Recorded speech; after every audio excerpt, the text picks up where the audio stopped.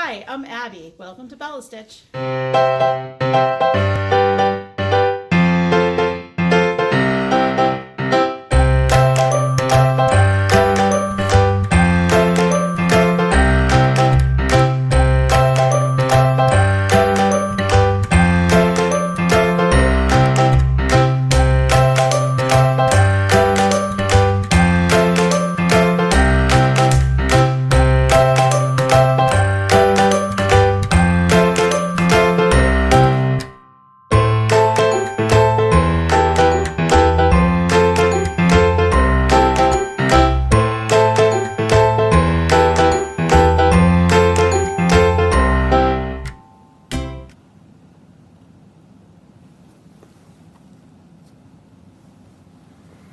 Alright, hello FlossTube. I'm Abby. That was Amy. Welcome to Bella Stitch. Today, I am doing a stitch with me. I am working on Paradigm Revisited by Long Dog Sampler. I'll insert a photo here. And I thought that while I was doing this, I would go ahead and answer the Christine tag and answer some questions that were posted on Facebook and Instagram. Alright, so first off, this is Paradigm Revisited by Long Dog Sampler from the Sacred Golden Virgin Unicorn book that is currently out of print. No, my copy is not for sale. I am stitching it on 36 count vintage country mocha. I'm using one strand of floss. It is HDF Dragon Toes. So I have a spool of it, and I also have, I don't have it here. Oh, I do. I also have the same color in premium. So Vicki Clayton no longer dyes silk, but she had two kinds. She had regular, which is the same weight as DMC. So one strand of this equals one strand DMC. And then she had the premium floss, which is one strand of this equals two strands coverage for DMC. So I don't think that one spool is enough to complete this project. So I will be stitching some of the motifs with the premium. I have not decided which motifs will be in premium, but that's future Abby's problem. Right now I'm doing this. Alright, so I'm finishing up this motif. Let me get set up here.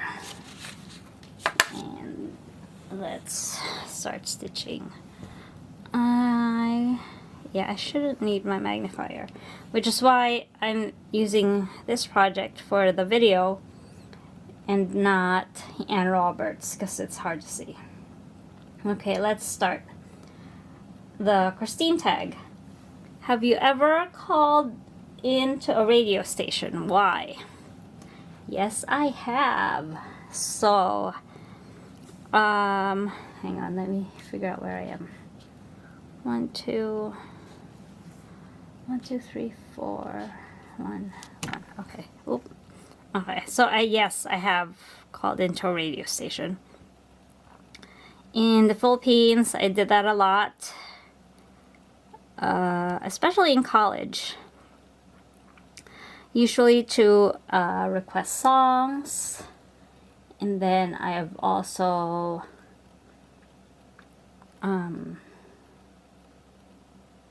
I've requested songs, and I have entered contests, raffles. So I used to pretty regularly, like pretty regularly once a month or so.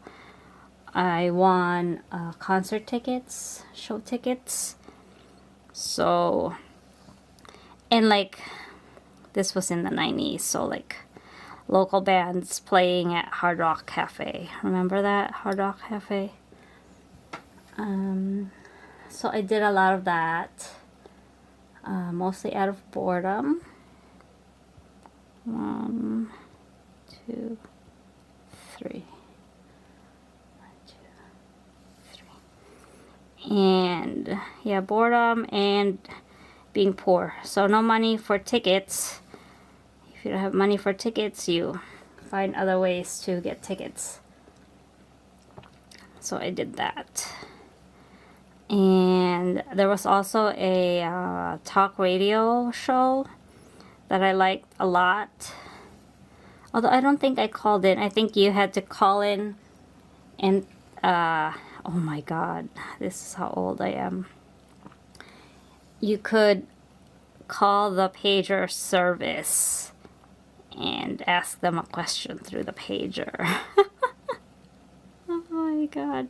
It was like texting, but you had to call someone to send a text message for you. Does anyone else remember that crap? Oh my god. That's how pagers worked, well, in the Philippines at least. You called the service, you gave them the pager number of whoever, and then you would have them type in a message. There would be like a limit, I don't know how many, like Twitter meets text. I had a pager in college.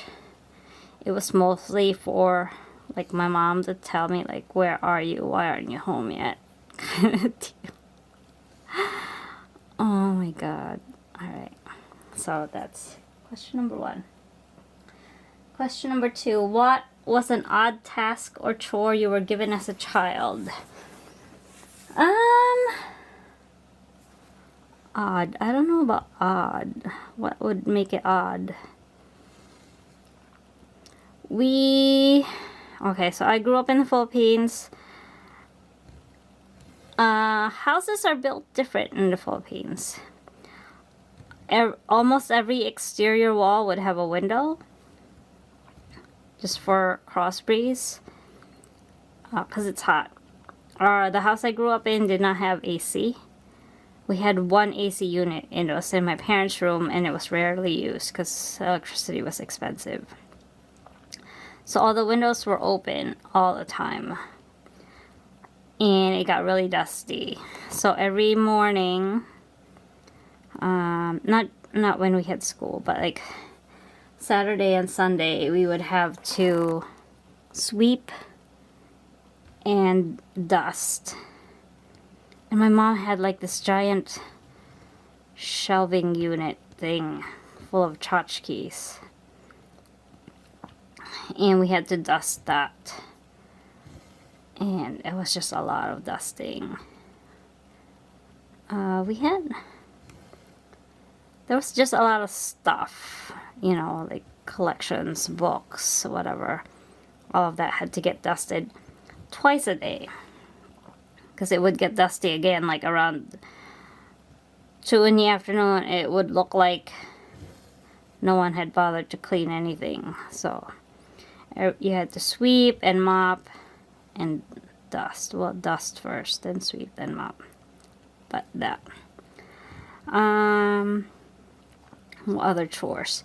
We had a washing machine, but we didn't have a dryer. So we would have to hang the clothes to dry. So that was one of my chores. Go hang the laundry on the clotheslines and then collect them as they dry.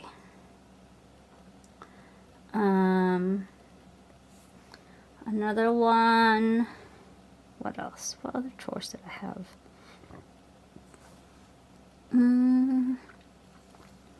I don't remember much. I am lucky we had a housekeeper growing up. labor is very cheap in the Philippines. If you had a regular job, you could afford a housekeeper. She might not be very good, but you have a housekeeper. It was normal, sort of, for middle class to have a housekeeper. So she did most of the chores. Although, like, my grandma insisted we learn to cook and all that stuff. But yeah, I don't know about odd chores. I don't know how you would what you would classify as odd. We had to water the plants a lot. Oh God. Okay, so my mom had a big garden. She had a lot of orchids, and they needed a lot of watering. Now, sometimes water pressure would be so bad, like you cannot use the garden hose to water the plants. You would have to set up the garden hose in a bucket, and then you get like a tabo, like a cup. So you would set up the hose in the bucket,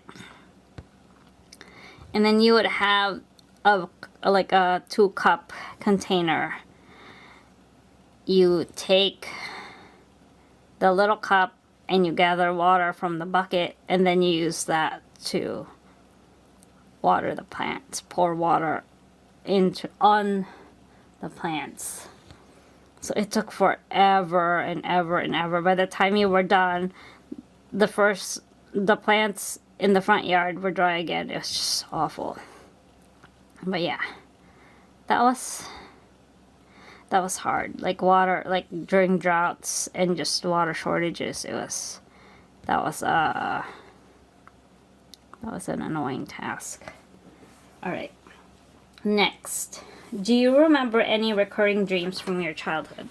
Yes, I had, not specific, but like a theme. I had a lot of flying dreams. Sometimes I would just be flying by myself. Sometimes I would be chased. But yeah, a lot of flying dreams. And 4, can you curl your tongue? Like curl it.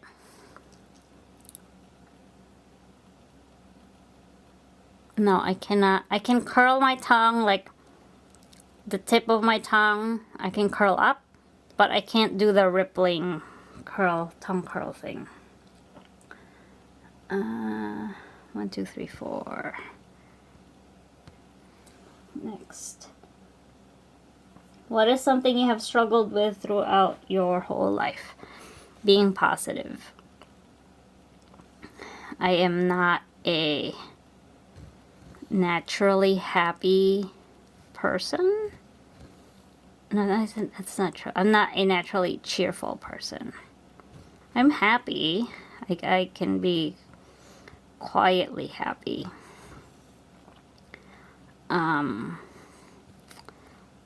But at age 43, it is coming to light just how insanely, that's a terrible way to put it. It's becoming clear that I have had issues with anxiety for a long time now, and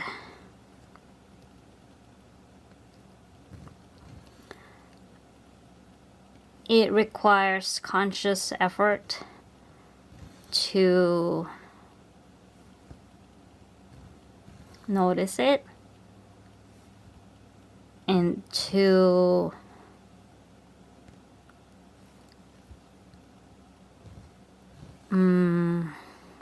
manage it.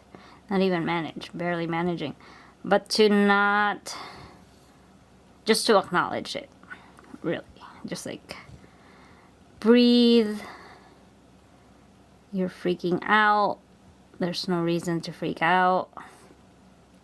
You need to just breathe. That sort of thing. It's a struggle. Not all the time. Some days are easier than others. I think sleep, getting adequate sleep helps a lot. And then also just endorphins, really. And if I'm consciously relaxing.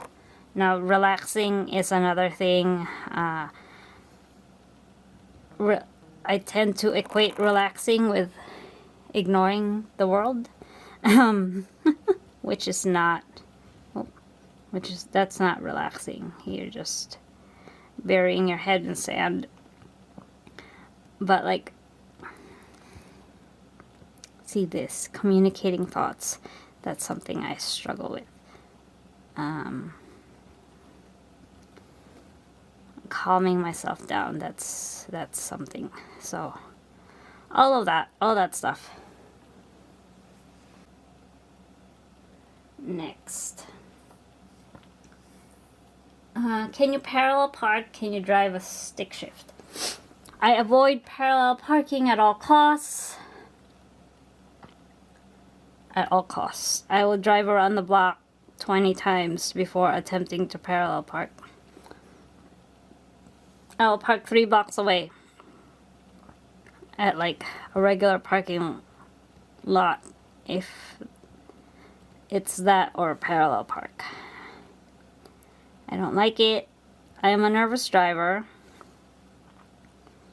Ha. I bet you didn't see that coming. I'm a nervous driver. I can't drive. And hubby has said I actually drive well when I'm not freaking out. But yeah, I'm a nervous driver.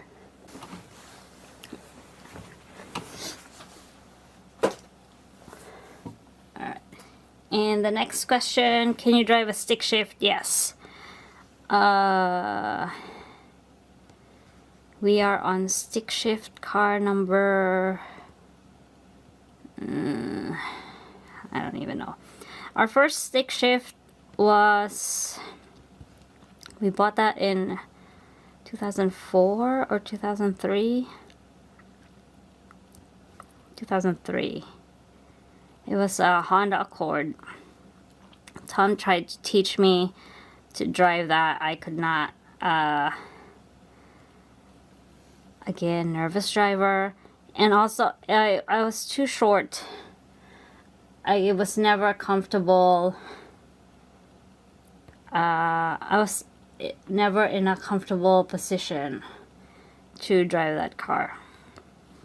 My foot was just, I was like half an inch far away from the clutch, from all the pedals, so clutching was difficult. I couldn't press the clutch down, all the way down. And same with the gas pedals. My feet were just in not the right spot. And then we sold that car. We had that car in New York State. So, and then that was Tom's car. And then I drove, what did I drive? I had the station wagon, and then I had the Subaru. And then we sold the Accord when we moved to Boston. And then we bought the Jetta. The Jetta was stick. I had to drive that one because it was just easier to put the 2 car seats in that. It was just more room than the Subaru. So I learned to drive stick here in the suburbs of Boston. Not the city, God almighty. I don't drive in the city either. So I learned to drive stick in the suburbs of Boston. The Jetta was alright. We called her Turbo Bitch. She was nuts. That car was insane. But yeah, I learned to drive stick on that. And then I can drive the Cayman. We have a Porsche Cayman. I can drive that comfortably. That one's easy to drive. The other, I cannot drive my husband's other cars. They're just uncomfortable. Again, I'm short. I'm 4'11". Unless the seat goes all the way forward, I won't be able to drive it comfortably and safely. But yes, I can drive. All that to say, yes, I can drive a stick shift. Next. How well do you react when the internet are slow or your computer acts up? I'm okay. Unless I'm doing something, like if I'm typing something and all my stuff disappears, then no, that would not be good. But yeah, I've been having mouse issues on my computer and I don't complain. It was fine, and my husband's like, how can you continue with life like this? Like, this thing's intolerable, and you're just like, it's fine. I don't know. It's fine. If there's no internet, I'll just cross stitch. Not a big deal. Okay, so I'm stitching not how I usually stitch. I usually stitch top to bottom, left to right. But I'm trying to finish this motif and this length of thread, so that's why I'm stitching like this. Hang on, let me finish this. Okay, next up is, have you ever sent a meal back at a restaurant? I don't think so. I don't think so. If I have, I don't remember it. We were once at a Fancy Pants hotel, and one of the specials was trout, and it sounded so good, so I'm like, oh, I'll have that. It had freaking bones in it. Like, not one or two stray bones, but like, it was not filleted freaking trout. And the restaurant was dark, so I couldn't really see very well to pick out the bones. And I'm just like, I lost my appetite, so I didn't eat it. I ate the sides, but I didn't ask to send it back. Should I have? I mean, like, and then like, I don't want to spit in my food or something. I don't know. It wasn't bad. And then more recently, we went out to lunch and I ordered a lobster roll, but I wanted the hot one with butter. I didn't want the mayo one, but they brought out the mayo one.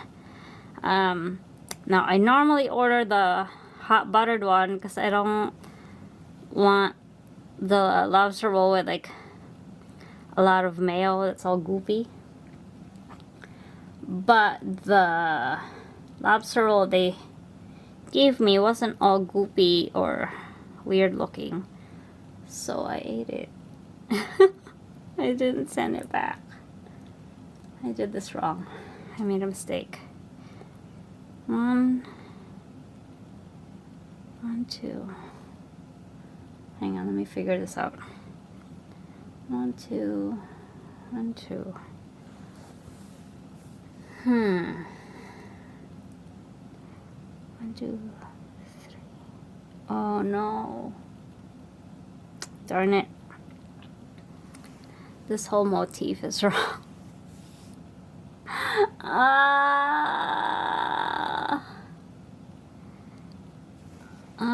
It's wrong. This should have been 5 stitches here.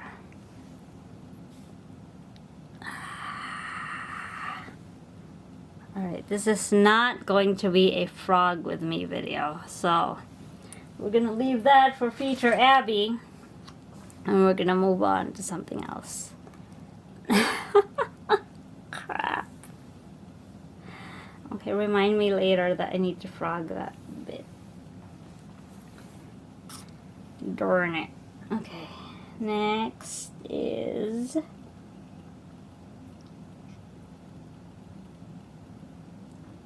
Is there... Oh, it's 30 minutes until dinner time and you haven't planned anything to make. What do? Eggs.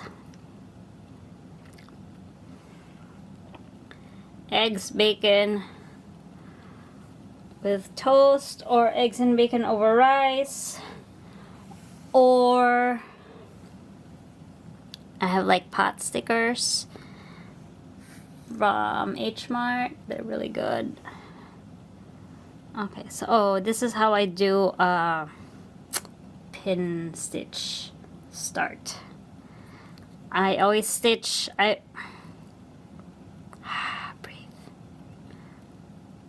My needle goes down not too close to the first stitch. Okay. And I leave a bit of a tail. I think the point of the pin stitch is not to have a tail, but I leave a tail because sometimes the first stitch doesn't lay nice, and then I tug on the tail. And then also I tried leaving the tail shorter, and I always end up catching it with my needle, and then the fuzzies come through the top, and then I can't get them out, and it's just a mess. So I do this instead. Okay. So yes, I like longer lengths of thread as well. Okay, next. Is there a word you have always pronounced incorrectly but didn't realize it until later in life? A whole bunch. English is my second language. We did learn English in the Philippines. Like, school was in English. But we have an accent. And a lot of words we know, I knew, my friends knew, everyone knew that that was not how to pronounce it. But when I'm turning Filipino with my accent. But when we're talking to each other and we're talking in the vernacular, which is a mix of English and Filipino, things tend to come out incorrectly. Like the word ceremony. I've always known that it's pronounced ceremony. But on some occasions, we will say ceremony, as in flag ceremony. I don't know why. Same with condolences. We don't say condolences. We say condolence. Which sounds horrible. Now that I've lived here like 20 years or something, it just bugs my ears. It sounds horrible. But yeah. But like personally, I don't know how other people pronounce it, but the word subsequent, I struggled with that for a long time. Alright, it just cut off. Man. Okay, I think I was talking about the word subsequent. See, I still need to think about it when I say it. Anyway, that word was in a contract, in a business contract for the company I worked for. And I was talking to a potential client, and I said the word, I pronounced it incorrectly. And he was like, oh, I get it. You're saying the word wrong. You're pronouncing it wrong. But he said it in such a nice way that I didn't feel absolutely mortified. And I'm like, oh, what are you talking about? And he's like, you say subsequent. I'm like, oh, that's how you say it. And he's like, yeah, subsequent. And it makes sense now. So he was like, all right, okay, that's fine. And he signed the contract. And I got a bonus. So that was cool. Next.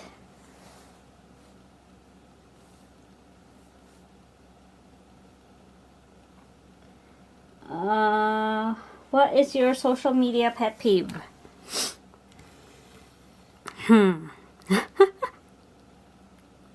Chain mail. Those chain messages. Like, repost, or you're gonna go to hell. Like, no, whatever. Stop it.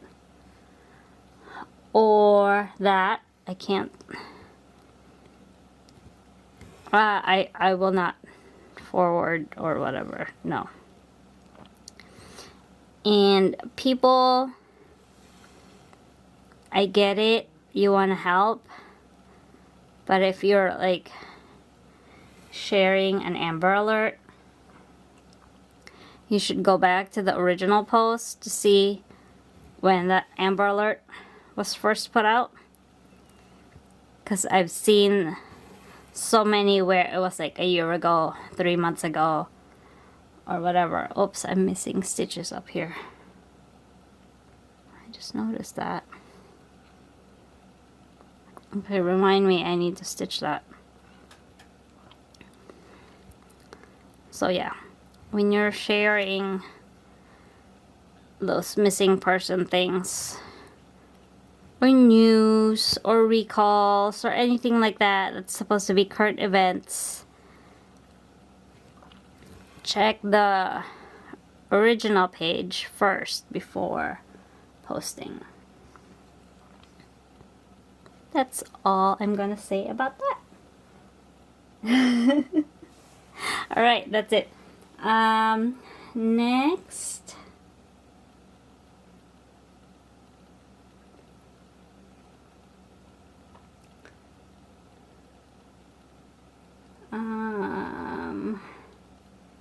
Let's see. Oh, there are questions on Instagram. Okay, so from Cassie.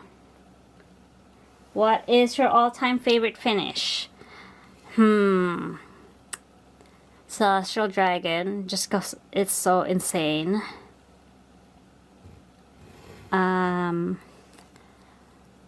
It's just so many firsts for me. Oh, I can't pick just one. I don't have one favorite. I have a couple. So Celestial Dragon by Teresa Wenser. I showed that in my last video. That is such a special beyond words special project. It was many firsts for me. That was my first non-Ada project. That was my first over one. That was my first blending filament project, was it? No, that's not true. I did blending filament before. Because I did stitch lavender and lace before that. And I had done blended threads before. But nothing to this scale. Just the Teresa Wenser dragons are just... they're a massive undertaking. Like, you'll be in tears level of massive undertaking. So, that makes it special. Also, I found Stitchy Friends because of this project. I saw that Teresa went on the leaflet. It had Teresa Wenser's website, And on her website, there was a link to the forums. And that's where I met so many of my friends who are still my friends now. Like Sasha and Annette, whose channels will be linked below. And just so many people from the forums.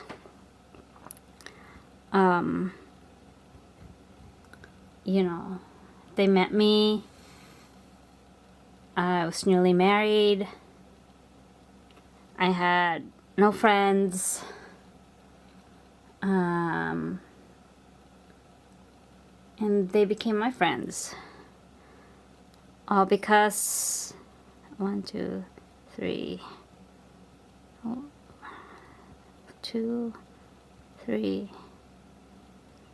All because I bought a chart and I wasn't quite sure how to handle it. So that's what makes that special. My next favorite one is Autumn Wildlife by Ava Rosenstand, because it's massive. I'm not quite sure what the stitch count is on that, but it is done on 20 count. On 20 count linen, 3/2. So just by that, it was huge. Like, I would hold it up and I would have to spread my arms. It would be what my wingspan would be. Is the width of that project. And that's like the biggest project in size that I've ever completed. And one day I will frame it. I will have to order the frame for that and frame it myself, because there's no way I am dropping that off somewhere. And my third favorite is Map of Hawken Hollow.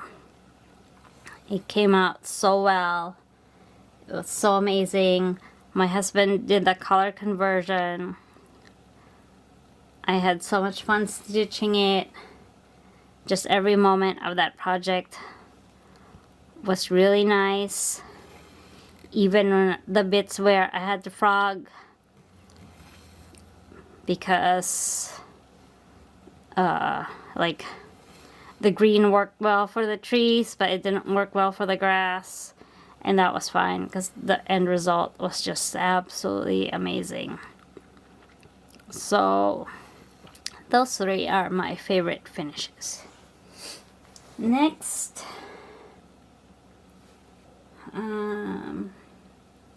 let's see. What's a chart you want to stitch but haven't started yet? I really want to stitch a peacock, a badger, and a unicorn. Now, I had ordered the kit from the attic. I ordered it in October, but like end of December, they still didn't know when they would get the charts, and then they couldn't kit it up or even give me an estimate of how much it was gonna cost because they didn't have a thread list for it. And I'm just like, you know what, forget it.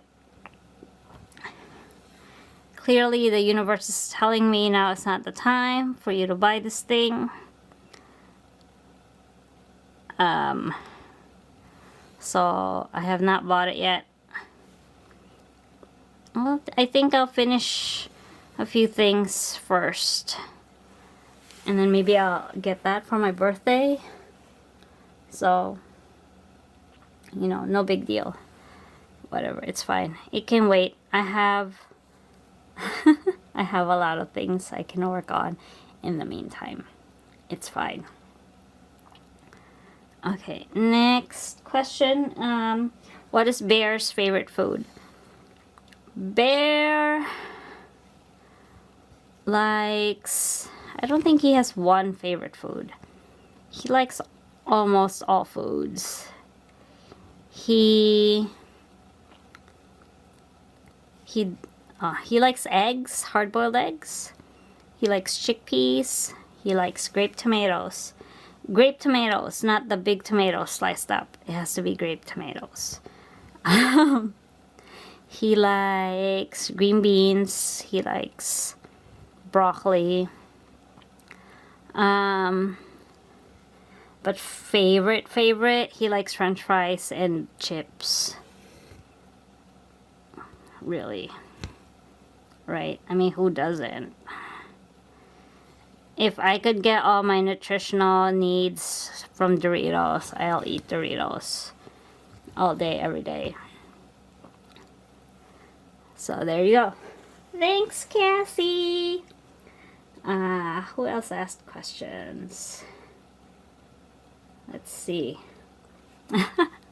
Michelle Rudy, Farm Girl, asked, how the hell do you still have your wisdom teeth in your 40s?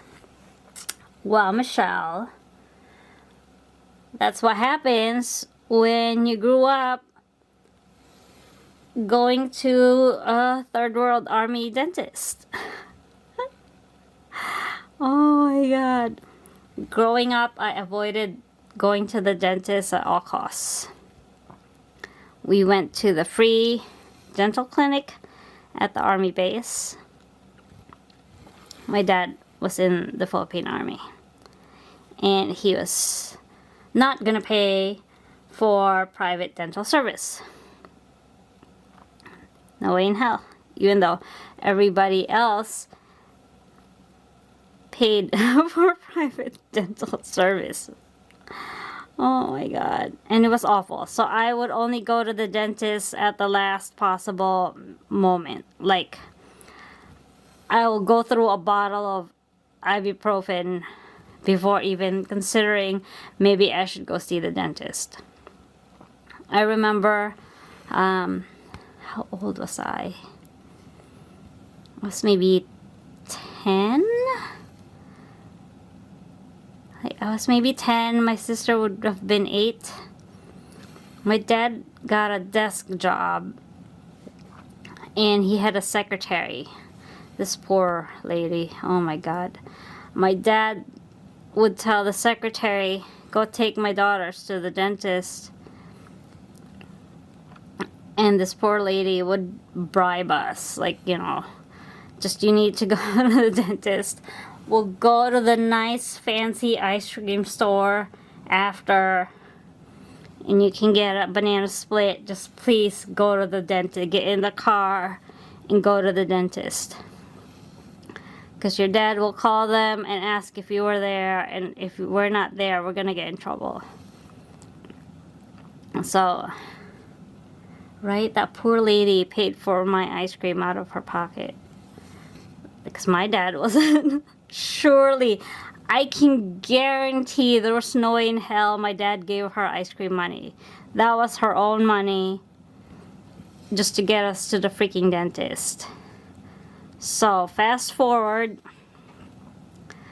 I am now in America and had a string of not so great dentists. So again, the whole avoid everybody. Avoid going until like my face is swollen and throbbing and the tooth has basically come out on its own scenario. So until we moved to the last house and someone recommended that we see Dr. Mooney. Now he was like, oh, you know, I still had silver fillings. Like, you know, it was horrible.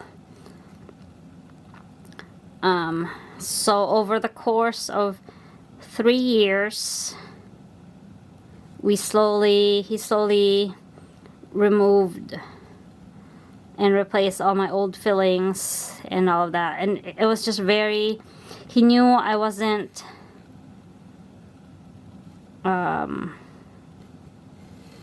happy in any way, shape, or form to be there.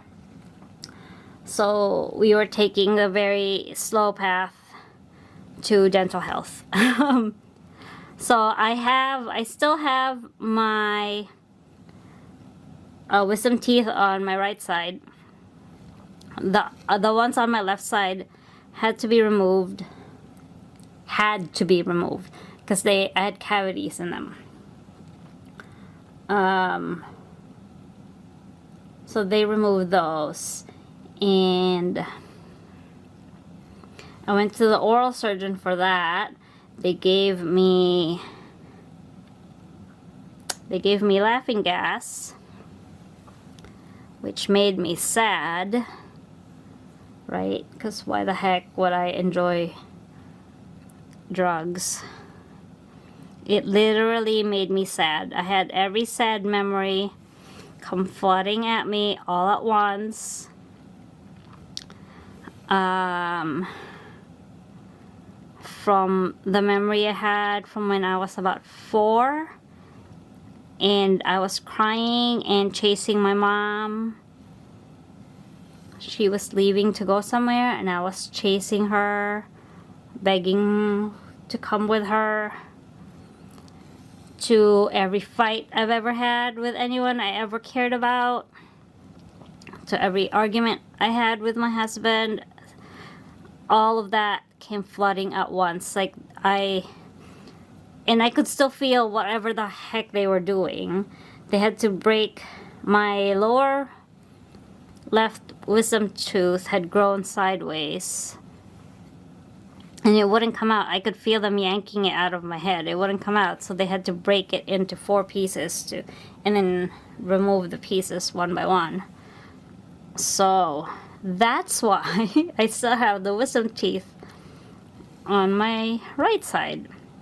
Now the wisdom tooth on the upper right, they actually filled. Like, you know, I told Dr. Mooney, if it doesn't need to come out, it doesn't need to come out. So that had a small cavity a while ago.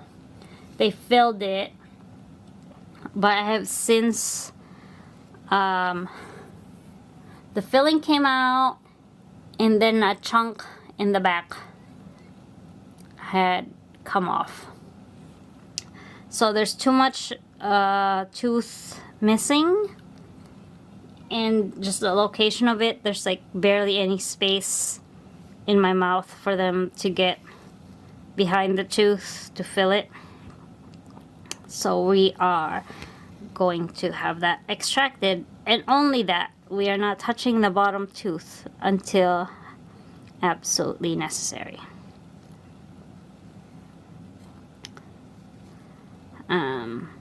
Yep, there you go. I have, yeah, it's fine. 1, 2. That's why I still have my wisdom teeth. Michelle. Oh, God. I ramble, don't I? Oh, Jill. Swanky Sim asked, where did you live when you lived in Australia? We lived in the Bellarine Peninsula, south of Melbourne. If I can figure out how to show it on the map, I will do that. So I lived in a town. Our house was in Point Lonsdale. It's a cute house. We were just a couple of blocks away from the beach, which sounds great.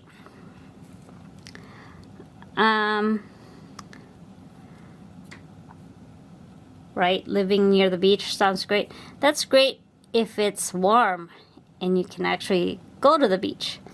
But when I arrived there, it was March and it was cold, and there was no going to the beach, at least not in a bathing suit. And the water was cold, but it was still beautiful.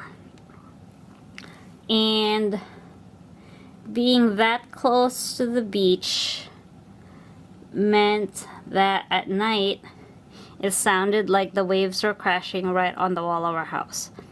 So it took a while to get used to. like during storms, not even storms, like, but if it was windy, it just sounded like the waves were crashing right in my backyard.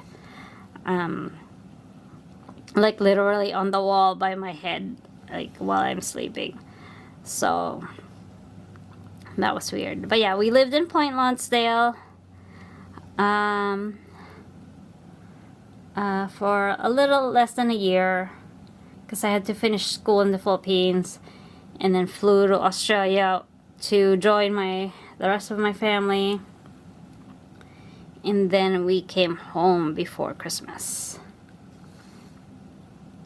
And I'm still in touch with 2 people that I met in Australia in school while I was there. Alright, next. Crisscross Stitch asks, will you ever write a cookbook? Your food pics look delicious. Thank you. No, I will not write a cookbook because my recipes are all from other people. So if I wrote a cookbook, I would be sued for plagiarism. I don't have original recipes, none that are truly mine. Everything is just off of somebody else. My new favorite site to get recipes from is Half Baked Harvest. I like her recipes. I like her version of chicken adobo. Oh, we're gonna try the Vietnamese beef bowl soon. Maybe tonight. But yeah, I just copy recipes from other people. And then some I do have some that I wing, like the arroz caldo. I just wing that. But like, that's just garlic and chicken and rice and broth. What is going on? My floss is stuck.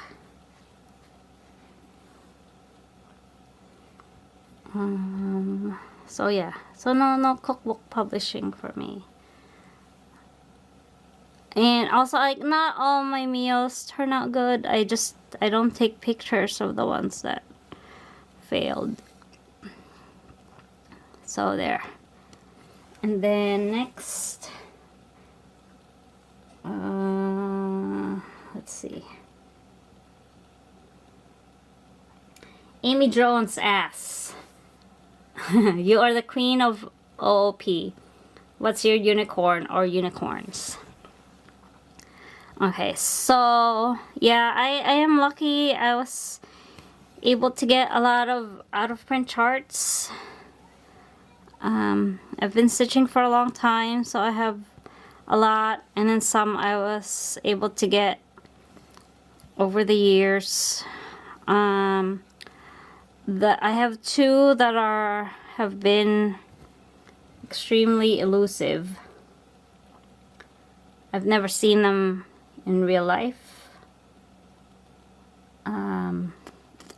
They're both Blackbird. And the first one is Quaker Garden. I've never seen that in real life. But I've seen videos of people who've stitched it. So Michelle Bendy, I love her. Oh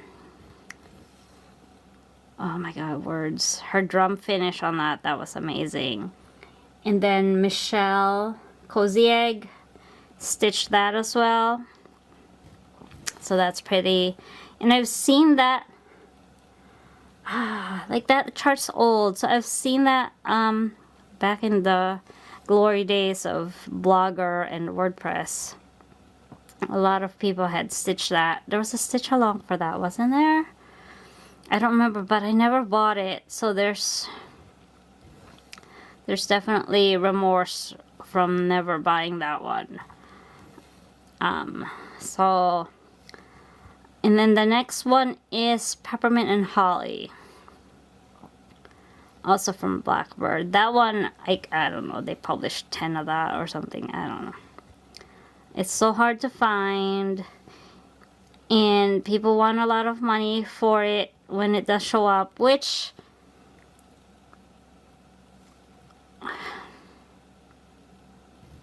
I don't care what people try to sell their stuff for. I don't get upset with when people try to resell for astronomical prices. I've done it. If you don't agree, then don't buy it. It's economics 101, supply and demand. It's in demand. It's hard to find. It's not available. People can try to demand whatever price they want for it. It's only worth what someone else is willing to pay for it. And if someone is willing to pay $100 for it, then there you go. It's none of my business what other people do with their money. I am not actively looking for those two charts. I'm on a bit of a stash diet, shopping diet. No, not like I'm not on a 1200 calorie diet, a day diet. I have a lot, and I can buy things when I want to buy them. I just bought freaking Ann Roberts, so you know, kitted up with silk, like so. But I'm not.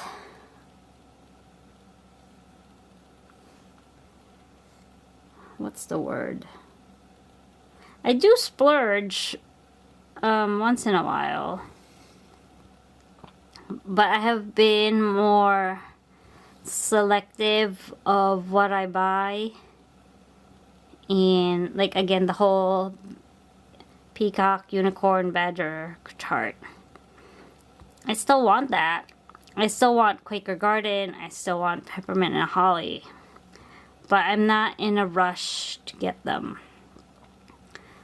Ever since I did Stitch 42 in 2018, I've really fallen in love with my stash all over again. You know, does that make sense? I still would love to stitch those charts, but I'm not chomping at the bit to start them. I have so many amazing projects that are whips, kitted up, ready to go. So there, I'm on a finishing kick. I want to finish a bunch of things. I've finished 2 things for this month already. And oh, I had one more finish in December, which I have not shown you yet. I'll show that on the next video. But yeah, I'm not itching to go buy all the things right now. I think I got it out of my system, sort of. The next project I buy, I would like to be able to start right away and, like, you know, be able to focus on versus having it just sit in a pile. I don't know. I'm rambling. That's just me. You do you. You want to buy out a store, go ahead. Have fun. Just make sure you do a video so I can watch it and enjoy it along with you. Right? Like, I still watch stash parades, you know, designer showcase. What was that? Brenda and the Serial Starter just did one. They just showed a whole bunch of charts. That's fun. I still like that. Things just go on the wish list. It's fine. It's just there. It's a reminder, like, oh, at one point I like this one. Will I like it again? Okay. So this camera keeps cutting off. It's driving me nuts. It doesn't beep when it cuts off. So I don't know how I'm going to splice this together. But hopefully it's not horribly choppy. But it's lunchtime now. Bear's awake. I can hear him. He's not screaming yet, but it's time to go. Hang on, let me finish. I have 4 stitches left. And then remind me, I need to stitch that part and I need to frag that part out, okay? So let me go stitching on this with those things messed up. Oh, that's so frustrating. There should be 5 stitches here and like everything needs to move over that way and down.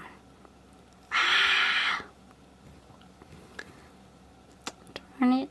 Now normally that's not such a big deal, but I am on limited floss, so that's a little bit frustrating. But anyway, that's it. That's it for today. I will talk to you next time. Bye!